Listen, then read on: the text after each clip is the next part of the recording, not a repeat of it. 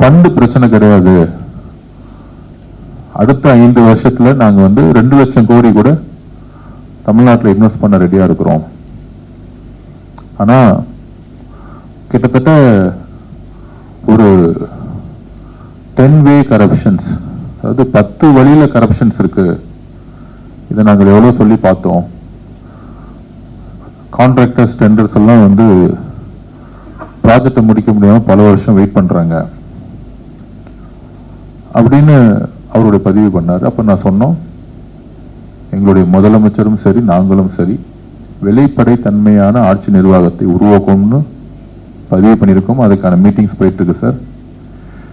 இன்னொரு 8 மாசம் கழிச்சு வரும்போது நீங்களே சொல்லுவீங்க, ஃபண்ட் அலர்ட் பண்ணும்போது சொல்லுவீங்க, அந்த ஒவ்வொரு ரூபாயும் கரெக்டான இடத்துல போய் சேரும். அதுல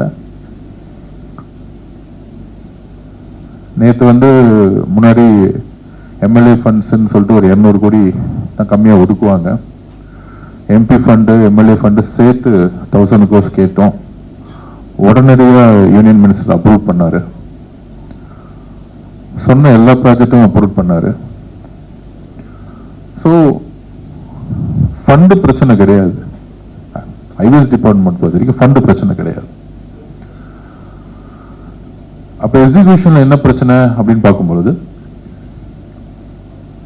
ஒரு 100 கோடி ப்ராஜெக்ட் ஹைவேஸ்ல நம்ம எடுக்கிறதா இருந்தா ஒரு டெண்டருடைய பணிகள் டிரான்ஸ்பரன்சியா இருந்ததில்லை.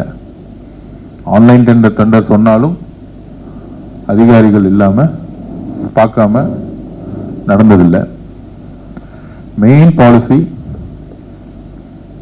அந்த வெரிஃபிகேஷன் ஃப்ரம் ஆபீஸ் பேரர்ஸ், அதாவது அதிகாரிகளுடைய வெரிஃபிகேஷன் இன்னுமேட்டு கிடையாது. எல்லாமே ஆன்லைன் டெண்டர் மூலமா தான் நடத்தப்படும். Number 1 point. உங்களுக்கு குவாலிஃபிகேஷன், உங்களுக்கு அதற்கான தகுதிகள், என்ன குவாலிட்டி எதிர்பார்க்கிறோம், என்ன டைம் எதிர்பார்க்கிறோம் அப்படிங்கிறத ரொம்ப தெளிவா டெண்டர்ல இருக்கும். எனக்கு கிட்டத்தட்ட 25,000-30,000 கோடி ரூபாய் வேலை பண்ற இடத்துல ஒரு சில நிறுவனங்களுக்கான குவாலிஃபிகேஷன் டெண்டர் வந்து இனிமேட்டு நிரப்பப்படாது. எல்லோரும் சமமா,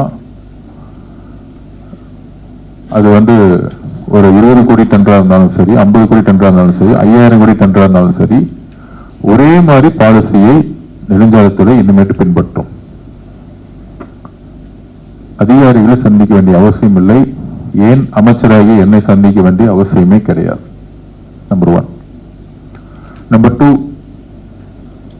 எல்லோருக்கும் தெரிஞ்சதுதான், மக்களுக்கும் தெரிஞ்சதுதான். அதுக்கு முன்னாடி ஒண்ணு நான் பதிவு பண்ணிக்கிறேன். நம்மளுடைய முதல் குறிக்கோள் என்னங்கிறது பதிவு பண்றேன்.